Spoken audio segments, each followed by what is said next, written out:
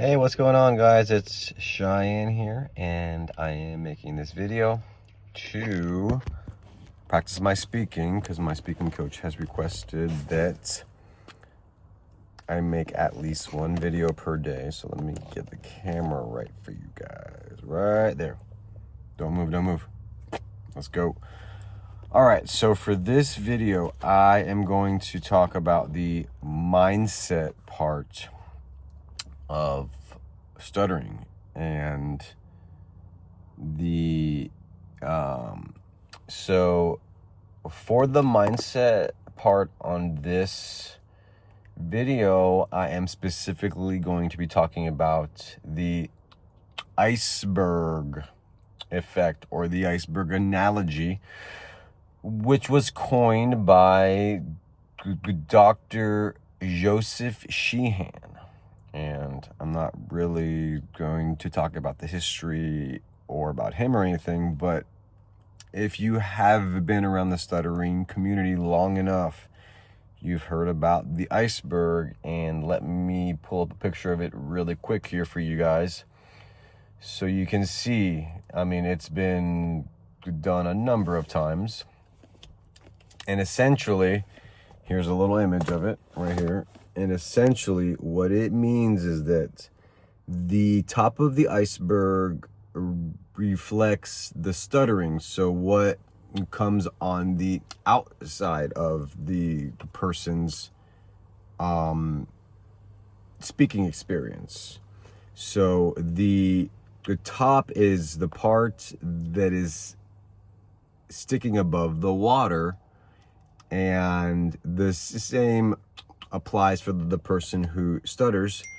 They have the stuttering is on the outside, but then under the stutter, or under the water, you have shame, anxiety, denial, isolation, fear, hopelessness, and guilt. All right. So for those of you that have been around the community, you know what this is. So I'm going to put it away. Now, the concern I have, or the question I have, is for somebody who has been around the block in the stuttering community. And I've had plenty of people show me that analogy. Speech therapists, friends that also stuttered, and a lot of people who claim to help people who stutter with their fluency. But the one thing I have never heard anybody say is, why don't we approach the bottom of the iceberg?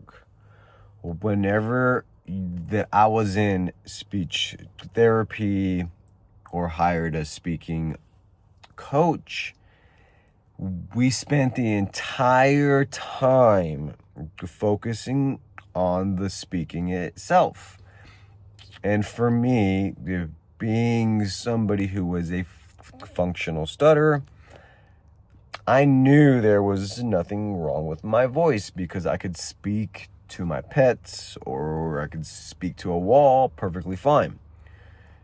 And my question is, why hasn't anyone been talking about the bottom part of the iceberg and how to help out to melt the bottom part of the iceberg? Because